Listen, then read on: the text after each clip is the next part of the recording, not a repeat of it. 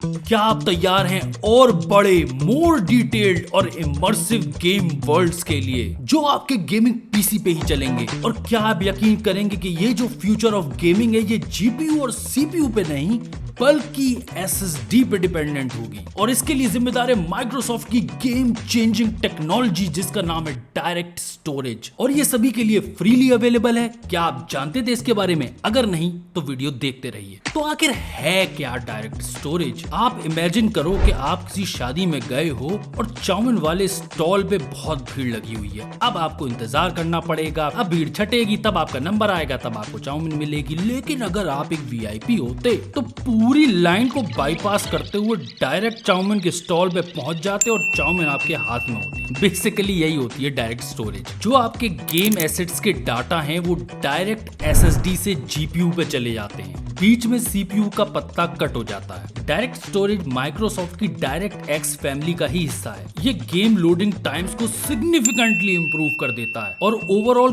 Gaming performance और experience में भी मदद करता है। ये एडवांटेज लेता है मॉडर्न हार्डवेयर की, यानी कि आपकी फास्ट एनवीएमई एसएसडीज और हाई बैंडविड्थ वाले जीपीयूज। कई सालों से हम पीसी एंथुसियास्ट कहते हुए आए हैं कि स्टोरेज ज्यादा मैटर नहीं करती है अगर आप गेमिंग करने जा रहे हो, यानी कि साटा एसएसडी पे भी उतना ही फायदा है जितनी आज की आने वाली पीसीआई एक्सप्रेस 5 एसएसडीज का है। गेम लोडिंग टाइम में 19-20 का अंतर है, मोस्टली सेम होती हैं, लेकिन डायरेक्ट स्टोरेज ने तो पूरा गेम ही चेंज कर दिया। आपका जो सुपर पावरफुल जीपीयू है वो डायरेक्टली डाटा को आपकी सुपर फास्ट एसएसडी से एक्सेस कर सकता है। लेकिन अब आप सोच रहे होगे हाँ ठीक है, बहुत टेक्नोलॉजी आई और गई, कितना डिफरेंस देख पाऊंगा मैं गेमिंग में से? बहुत ही बढ़िया क्वेश्चन है, जवाब आपके सामने है। ये सही में दिखावे वाली टेक्नोलॉजी नहीं है, इससे सही में बेनिफिट होगा। मान लो कोई गेम अगर आपका 30 सेकंड में लोड होता था, अब वो 1 सेकंड में लोड होगा। 1 सेकंड का मतलब समझ लो आप बटन दबाते ही पता भी नहीं चलेगा और गेम शुरू। कई गेम्स तो यार मशहूर हैं 1.5 मिनट तक के लोडिंग टाइम के लिए। और भविष्य में आने पे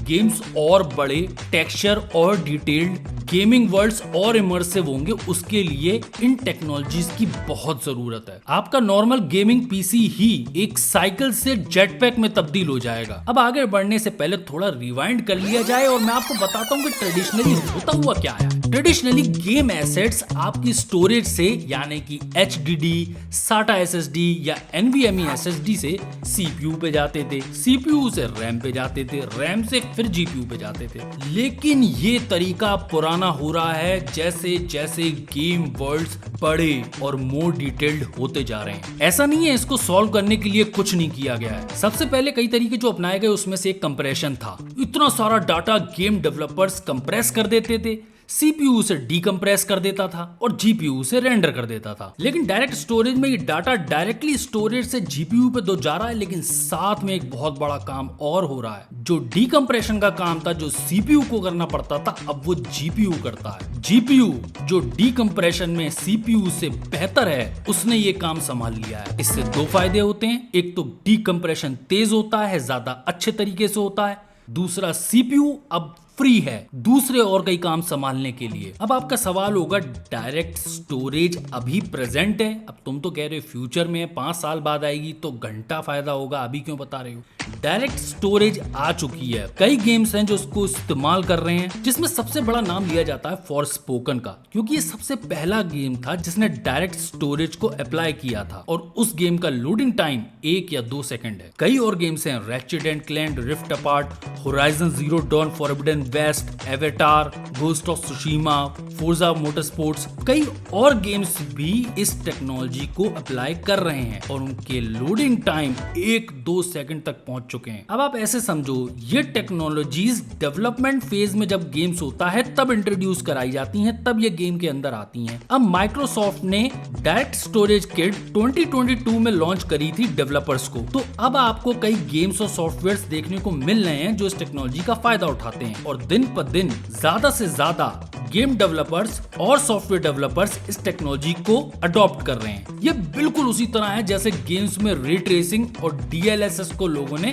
धीरे धीरे अडॉप्ट करना शुरू किया था और आज भरमार है कई गेम्स की जो रे ट्रेसिंग और DLSS का यूज करते हैं। ये कोई बहुत नई टेक्नोलॉजी नहीं है, ये बहुत पहले ही Xbox प्लेटफॉर्म पे आ चुकी थी। ये अब जाके PC के लिए अवेलेबल हुई है। ये टेक्नोलॉजी आपकी फास्ट SSD का ट्रू पोटेंशियल निकालेगी। क्या मतलब है इसका? क्या मतलब हुआ ट्रू पोटेंशियल निकालेगी? आप एक बात याद रखो, जितना मैसिव डिफरेंस आया था जब लोग हार्ड डिस्क से SSD पे गए थे, मैसिव डिफरेंस था, साफ दिखाई देता था। उतना डिफरेंस लोगों को SATA SSD से NVMe SSD पे जाने पे नहीं पता चला। इवन गेमिंग की बात कर लो आप, साफ दिखाई देता है कि लोड टाइम्स में 19-20 का अंतर होता है और ना के बराबर अंतर होता है, और दोनों पे गेम बराबर FPS देते हैं, तो वहां पे भी कोई बहुत बड़ा अंतर नहीं है। लेकिन समय बीतता गया, तेज से तेज PCI Express 5 वाली SSDs आती नहीं, और गेमिंग में उन्होंने कोई खास बेनिफिट नहीं दिखाया। ऐसा इसलिए हुआ क्योंकि गेम डेवलपर्स आज भी हार्ड डिस्क को दिमाग में रखकर गेम डेवलप कर रहे थे। लेकिन अब सब कुछ चेंज हो चुका है। अब तेज NVMe SSDs आपके